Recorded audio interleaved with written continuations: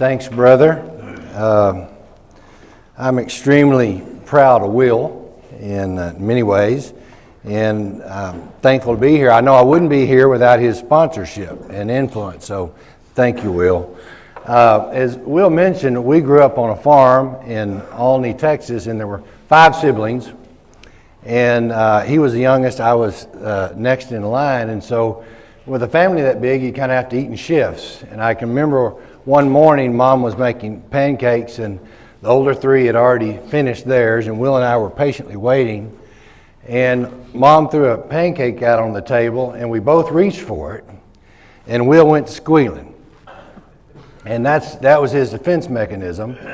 He'd squeal, and so Mom immediately turned around and said, "Boys, if one of you were Jesus, he'd give the other one the pancake." And I paused, and she was right. So I looked at Will and said, "Will, you be Jesus." And I took the pancake. And Will's been Jesus ever since. That's his character. I, on the other hand, am a work in progress. And we're going to talk a little bit about that today. I want to spend today talking about the intentional life in your marriage, being intentional in marriage, your heritage, and your business. God gave me a desire for business. From an early age, I wanted to have my own company. And I, for whatever reason, had the desire to make money. That came early. I had a hay hauling business. And by the way, Will was never involved as the youngest in any of these work efforts. But I had a hay hauling business. I had a wood cutting business, sold firewood. And I can remember at 14 years old, my father taking me to the First National Bank in Olney, Texas, to meet with Mr. Willingham, the president, because I wanted to borrow money for a cow-calf pair. And he gave me the money. A year later, I go back to visit Mr. Willingham for the renewal, and I told him that my cow had drowned in the stock tank while getting a drink of water. I learned a valuable lesson that day, and that is when your collateral drowns, your banker is no longer your partner. Matter of fact, he's not even your friend.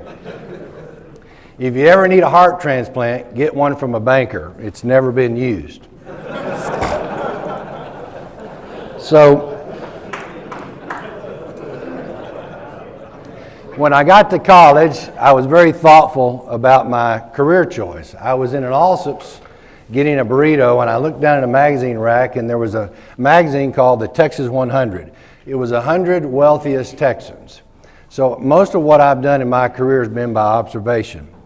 And so I took it back to the dorm room, and I looked at all the different people that were on that list.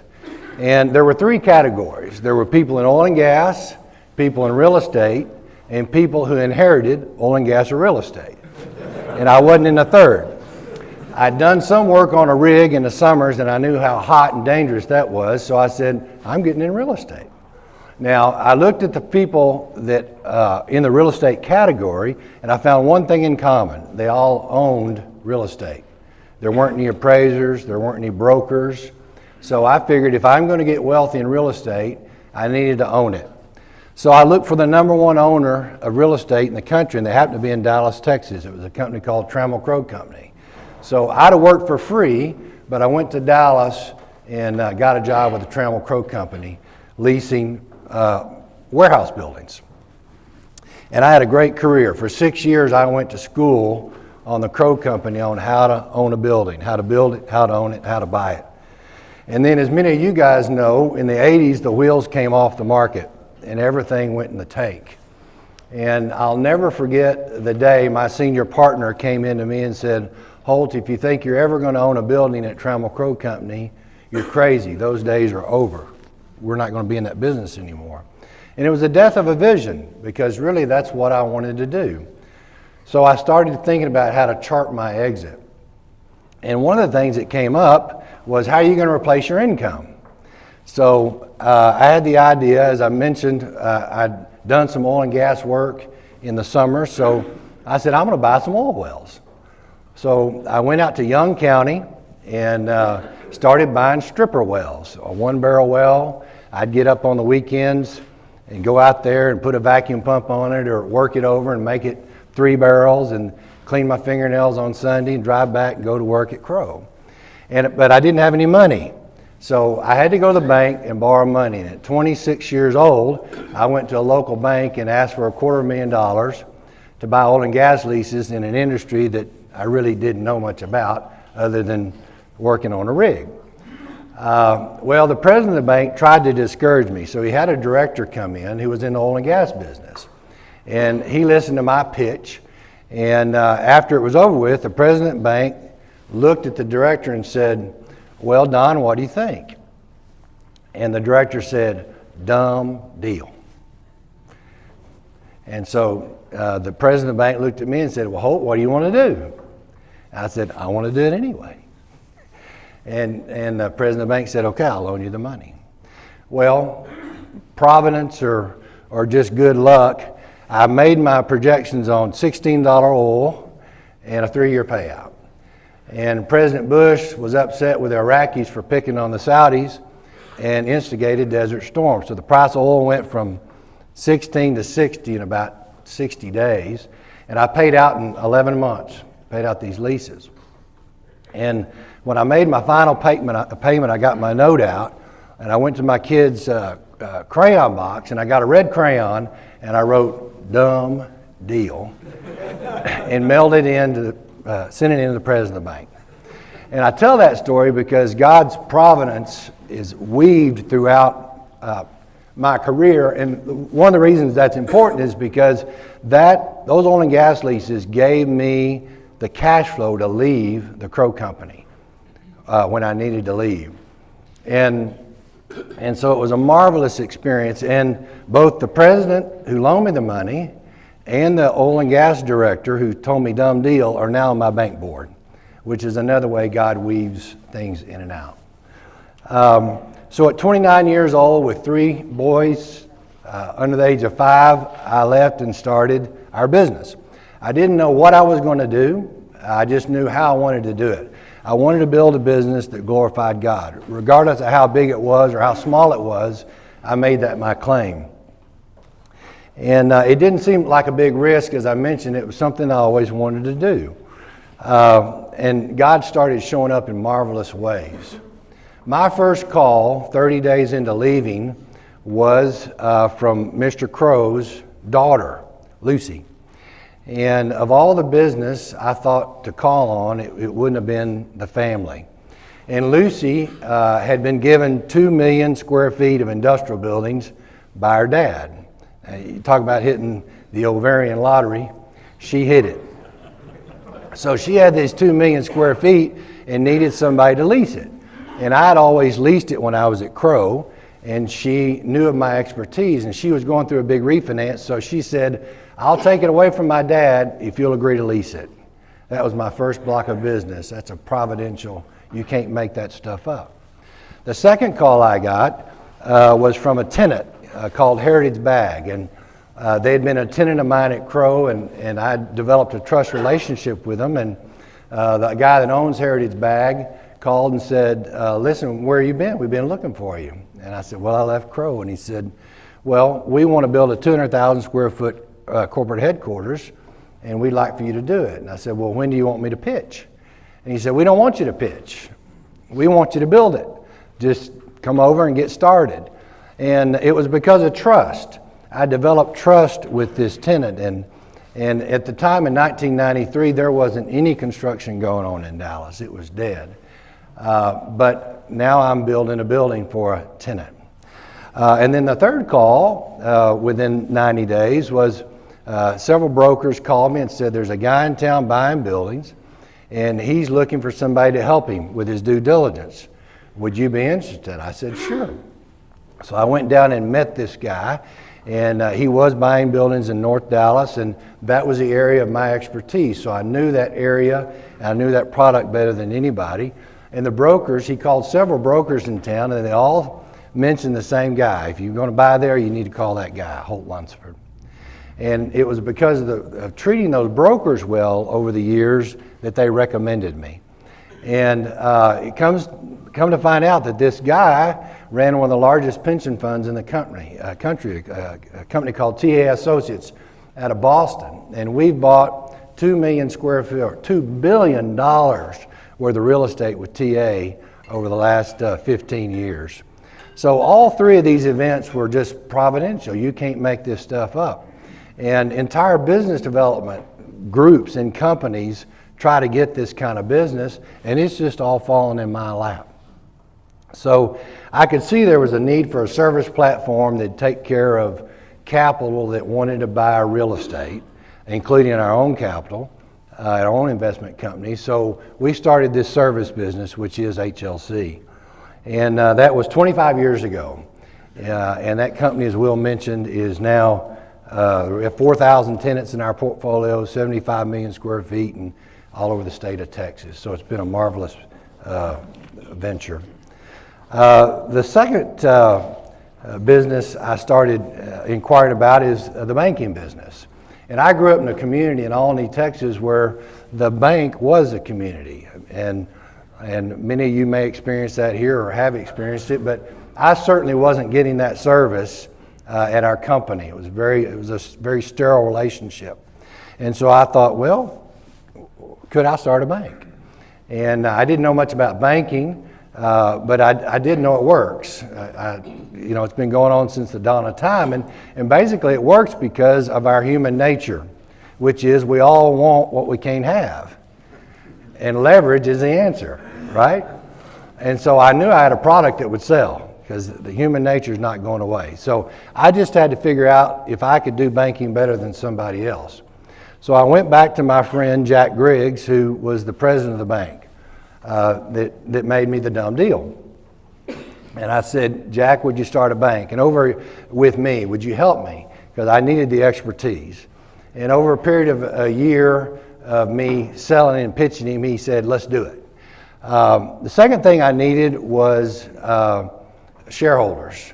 And I coined a structure from the oil and gas business, working interest partners. I didn't want passive investors. I wanted guys that were all in with me, that would move their business, would move their capital, their deposits, their business. And so when I went out and solicited shareholders, I said, I'm looking for working interest partners in a bank, and I want you to sign this soft agreement that says you're going to move your business. And the reason is most businesses melt on the pad.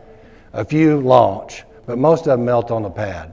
And so I was wanting to make sure that we got this thing launched. And these shareholders were the main reason the bank took off. We opened the day that Lehman went bankrupt. Very fortuitous. I didn't know, I knew very little about banking. I knew so little about it that when I read the news, I was actually in New York and our bank was opening. I called our president and I said, where is that money that we put in the bank? I mean, are we going to lose it today? He said, no, Holt, don't worry about it. It's at the Federal Reserve. Everything's going to be okay. But the key is we had fresh capital. And so all these other banks were pushing good lenders out and we were taking them. So our business took off and the bank's doing marvelous, and it's been a wonderful business for us. I'm also proud of our logistics company. We have a logistics company called GFS Logistics, which is it's in a marvelous space right now with everything that's going on with Amazon and the way that the consumer is buying their product now. Our logistics business is doing marvelous. So basically we apply 4 concepts to different industries, and they're these. One is knowledge makes you useful. And people pay according to the bet. If you have a big bet and you have knowledge, they'll pay you big dollars. And so in any business that we've gotten involved in, we try to be the knowledge leader in that business and know more about it than anybody else, and we get paid very well for it. The second thing is trust builds efficient relationships. When I think about the Lucy and Heritage Bag and the foundations of our company, it had to do with trust. And when people trust you, it makes things efficient. They're not second guessing what you say. They're just taking your advice and going with it. And so trust has made our relationships very efficient, which has allowed us to move quicker than potentially our competition.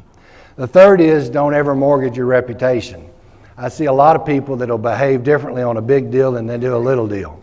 Whatever's good for the little deal is good for the big deal. And so pay attention to your reputation, which we sell heavy to our people.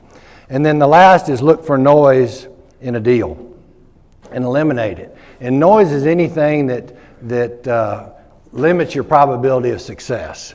When I think about potentially, if I were to get back in the oil and gas business, I wouldn't do it in Young County. I wouldn't chase stripper wells or trying to hit a Mississippi formation where if you're off 10 yards one side or the other of the cone, you hit water. I'd come to Midland, where every time you poke a hole, you hit 200 feet of shale. It's like shooting fish in a barrel. So coming to Midland would improve my probabilities of success, so that's where I'd be. Or we don't get in businesses with stroke of pen risk. A friend of mine has a solar company, and depending on what the rebates are, he's either a happy guy or a sad guy.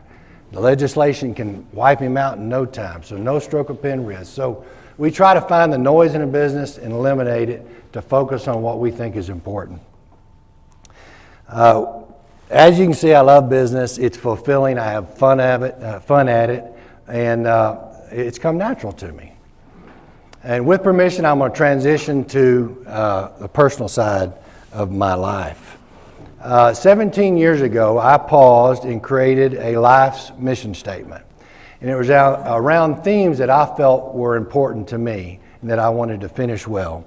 It was an attempt to live an intentional life. And it goes like this: to be counted on by God, to be a faithful husband, nurturing father, useful friend, and considerate business leader. To conduct myself in humility, and one day hear, well done, thou good and faithful servant. Now, the first part, a faithful husband, nurturing father, useful friend, and considerate business leader, is who I want to be. The second part is who gets credit for it. To conduct myself in humility, because if I don't conduct myself in humility, then I steal God's credit and it's all for naught. And He won't bless that. I want to make clear before we move on, that's not who I am, that's who I want to be. And that's what a life's mission statement is about. For the next 20 minutes, we're going to go on a brief journey of how God's blessed that mission statement and where He chisels now mission-minded business, which you guys are all about. The first part is to be a faithful husband. Several years back, I went to my father, and we were talking about the last 20 years of his life. And I was asking him how he wanted to finish. And he gave me some ideas, but his finishing well was interrupted by my mom's health. And for 15 years of his life, the last 15 years, he spent nursing her. 10 of it, she was in a wheelchair. And he pushed her a million miles. He went to ball games, he went to graduations, he went to hoisted her in bed every night. But I asked him, I said, Dad, how do you feel about the way you thought you were going to finish? Do you have any regrets or expectation gaps, and how do you feel about it? And he said, Holt, it's what I signed up for.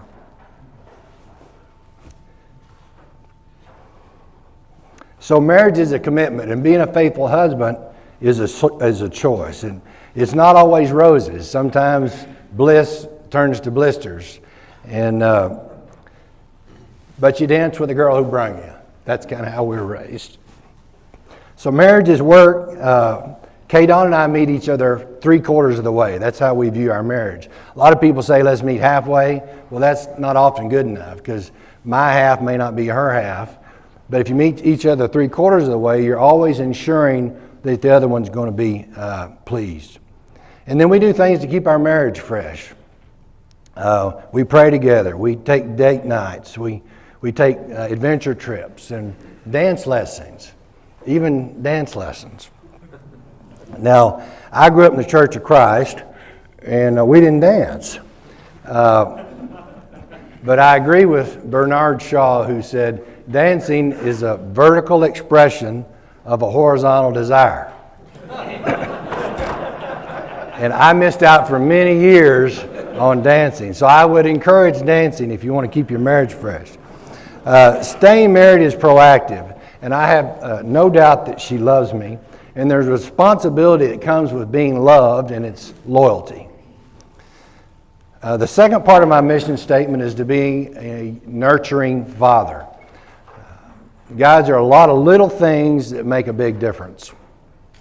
On July the 1st, 2017, my father passed away. And Dad was a simple man, but very intentional. He had Will mentioned, his life goal was to love God, love others, and make sure his children love God and love others.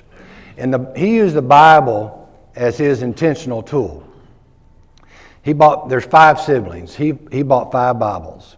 And he would start with my oldest brother and mine, Raymond, and he'd read it cover to cover with Raymond's personality in mind, with notes in the margin, every page.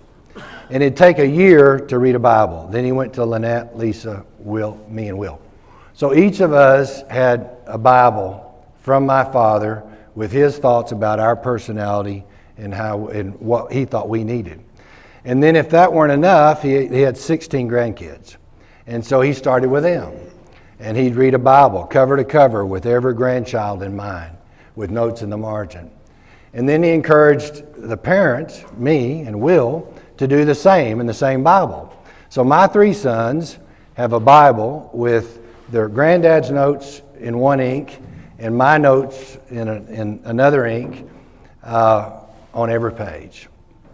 That's intentional. That's 21 years reading the Bible once a year. Dad had no regrets when it came to being intentional.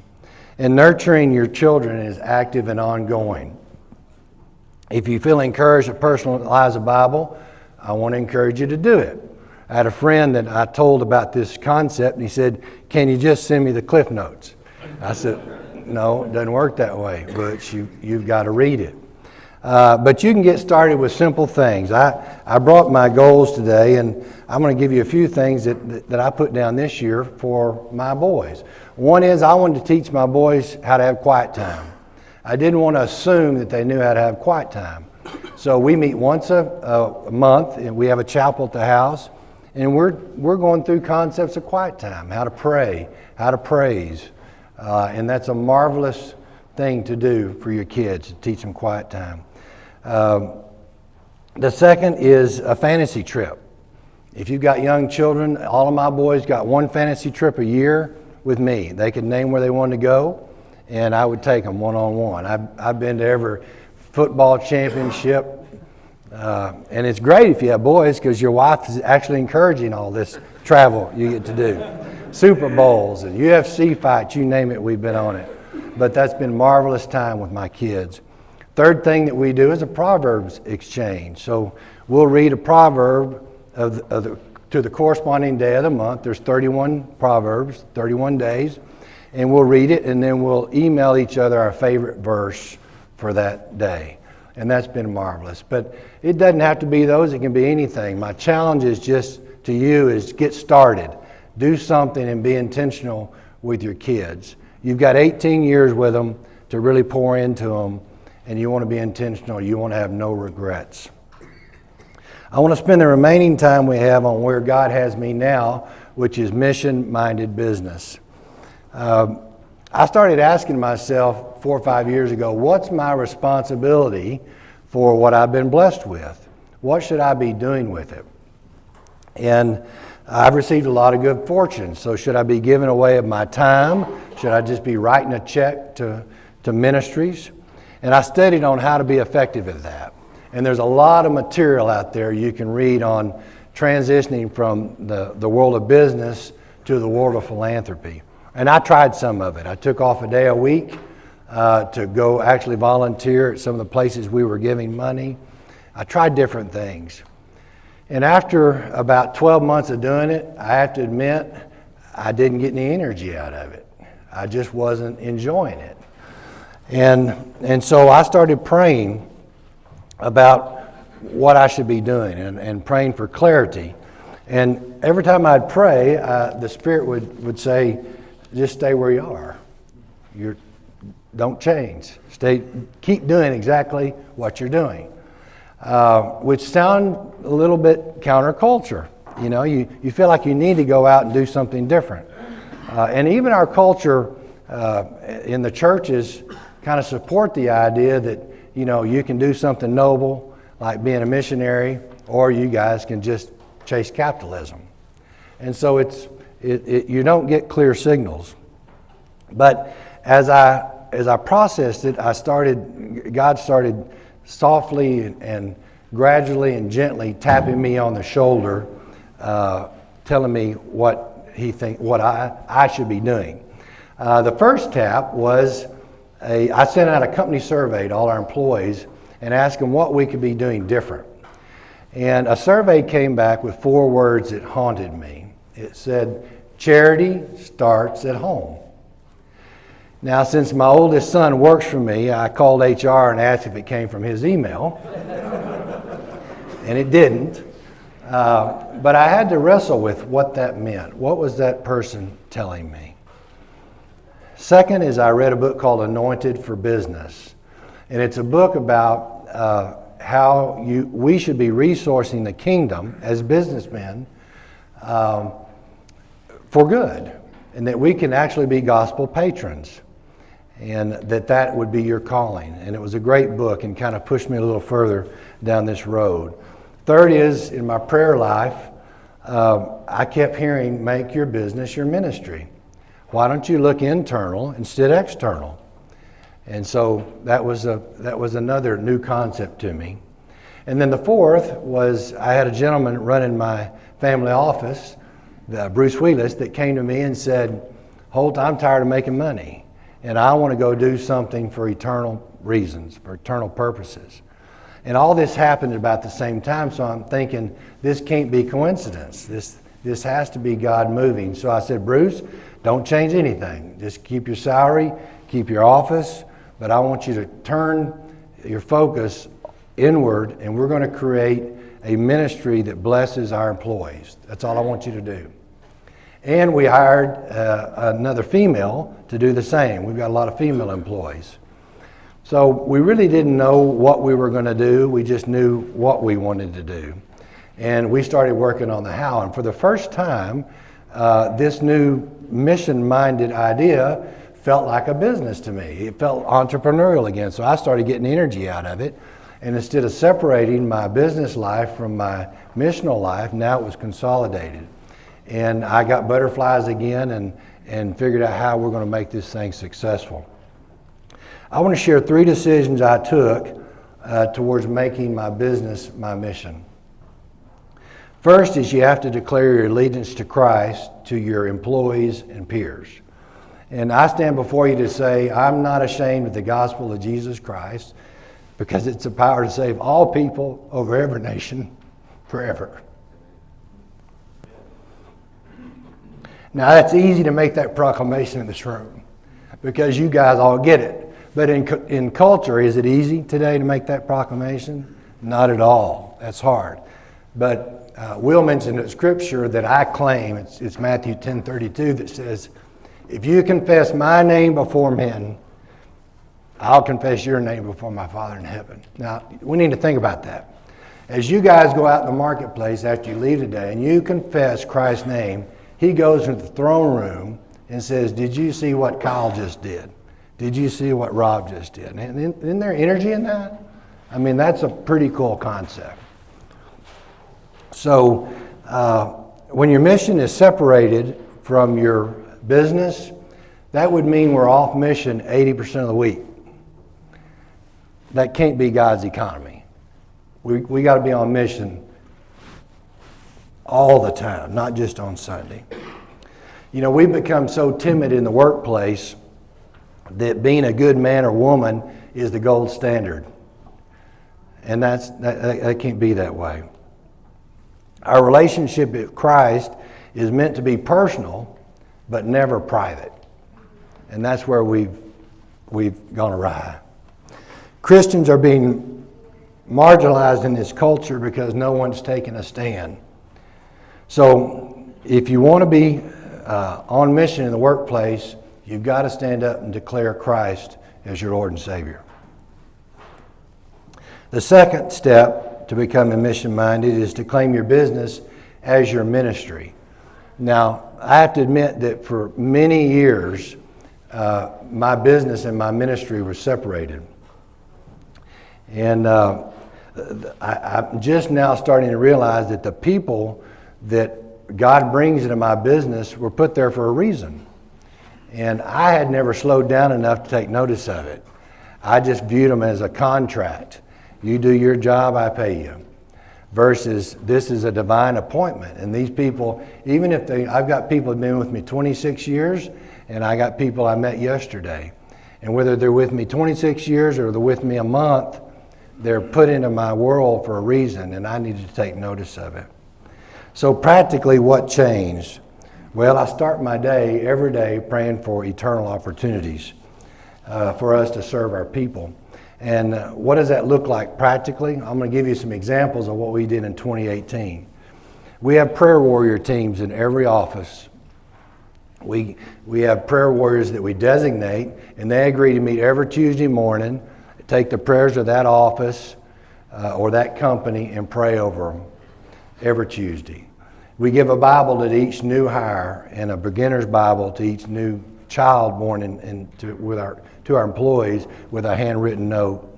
We have a monthly publication called Family Matters that gets inspirational scriptures from our employees, a thought for the day, and we celebrate victories. We partner with the Hope Center, and we provide free counseling to all our employees, marriage counseling, children counseling, grief counseling. We have a Secret Angel matching gift program where we want to encourage our people to give. So regardless of the gift, if they'll give it to us, we'll match it and give to the same charity. We have group Bible studies, the Young Guns, the Women of Faith, the West Siders. They meet once a week for Bible studies. We scholarship faith-based mission trips for any employees, including faith-based summer camp for all their kids if they want to go. So what's cool about it is I'm receiving emails every day, not about deals that are working, but about people who are being blessed. And so I'm getting a lot of energy out of that. The third thing that you got to do to claim your business as your mission is love your people. As Will mentioned, we grew up on a farm. And when people in the city want to get rid of a dog, they'd bring them out and let them out near our farm. So we had a lot of dogs growing up. I mean, people talk about, I've had that dog 15 years. Well, we'd be lucky to have a dog 15 days. They're gone. And but one day an old dog showed up, and he got about 50 yards from the house, and you could tell he'd been run over. He was limping, and he had a big gash on his hip, an open scar. He had a mangy gray coat and a terrible self-esteem. When you look at him, he'd put his tail between his legs and turn the other way. His eyes were dull, and his head was on a bit crooked. It may have been from the getting run over, I don't know, but he wasn't all parallel like he should be. And Dad wanted to put him out of his misery. But every time Dad would get the shotgun and go out the back door, well, the dog would run off so far that he couldn't get a shot off. And so my mother said, let's try a different approach. And so Mom got some food and put it in a bowl and took it out about 50 yards out in the field. And then when she'd turn around, well, that dog would kind of inch up to the bowl and eat. And then the next day, 40 yards, the next day, 30 yards, you get the picture. And before long, that dog was in the driveway. And over time, we got to a point, my siblings and I, where we could address it and pet it and care for it. And the dog began to change. And what we noticed was his scar healed up, and then he started licking his coat like dogs do, cleaning themselves up, and his coat got a sheen on it. He started wagging his tail, and he straightened up. And before long, his eyes started to sparkle. And as we got to know him, we even gave him a name. My kids did. We named him Old Dog. That's real original, isn't it? Now my question to you is, what changed Old Dog? I'll tell you what changed him. Love changed him. And that's what changes all of us. Aren't we all dog but for the love of Jesus? Aren't we all old dog but for the love of Jesus Christ? If we're going to be Christ our people, we should begin by loving them and letting them know God loves them. Loving people is messy. That's another thing I've learned. Some are emotionally scarred. Some have their tails between their legs from shame or guilt. Some have their heads on a little crooked. We all work with somebody like that. Some have lost the sparkle in their eyes. But what will change them, what will make them feel better themselves, about themselves, is love. That's what transforms. So being mission-minded means we lift their heads, dust them off, and care for them. And I had to change. I had to make major changes in the way I behave, because you can't love somebody if you don't know them. And I had all these employees that I had no idea about who they were. And so I had to stop and take notice and spend time with them, lots of them. It's taken a lot of time. But I can attest I'm being more blessed than they are. So I pray every day for a greater capacity to love our people. Mission-minded business frees the gospel in the workplace. It changes everything. Now our values have origin. The reason we do things has origin. The reason we want the best product in the market has origin. It answers the why to everything. The reason we care and serve our people has an origin. Why? Because Christ did the same for us. It makes a lot of sense to your people. We touch more business or people in business, guys, than church could ever touch. Think about all the vendors and customers and employees you have. And contractually, you have the right to speak into their lives. Right? You employ them. And so the gospel is in our hands in a big way, more so than the clergy and mission field could ever put together. I present to you today, your business is your mission field. In closing, let's get back to the intentional life. In Florida, they have dog races. And the way they get the dogs to run is they have a mechanical rabbit that's running around the track. And the rabbit's always out front. He's motivating, he's encouraging, he's pushing them to keep the dogs in the chase towards the ultimate goal is the finish line. But one afternoon, the rabbit broke down. And before long, the dogs caught it. And they didn't know what to do with it. Okay? They started biting it. They started yipping and jumping. And then they turned on each other, started biting each other. And all hell broke loose, basically, when they caught this rabbit. And this parallels our life when we chase rabbits that don't matter. Like a bigger house, a second house, a car, a plane, more oil wells, bigger bank account. We work like heck to chase the things that don't matter, and then when we catch them, we don't know what to do with them, and all hell breaks loose. The intentional life, on the other hand, should point us to things that matter, the things that you can't catch. They're always out front. You're always pushing to catch them. And they encourage you to improve upon them daily. It's the intentional things. The things we're motivated to chase because they're noble, lasting, and worth the finish. You want to change things that make you better and take you to the finish line. That's the bottom line. I started with my life mission statement: to be counted on by God, to be a faithful husband, nurturing father, useful friend, and considerate business leader, to conduct myself in humility, and one day hear, "Well done, thou good and faithful servant." As I stated before, that's not who I am. Don't get confused. That's who I want to be. My question is, are you clear on what's important to you? If not, you need to pause and reset your priorities around the things that matter. Be intentional about chasing God, about chasing your marriage, about chasing your heritage through your children, about the friends you associate with, and about using your business to the glory of God and His kingdom. Let's run the race well and hear, well done, thou good and faithful servant. It's been an honor to be with you. God bless you.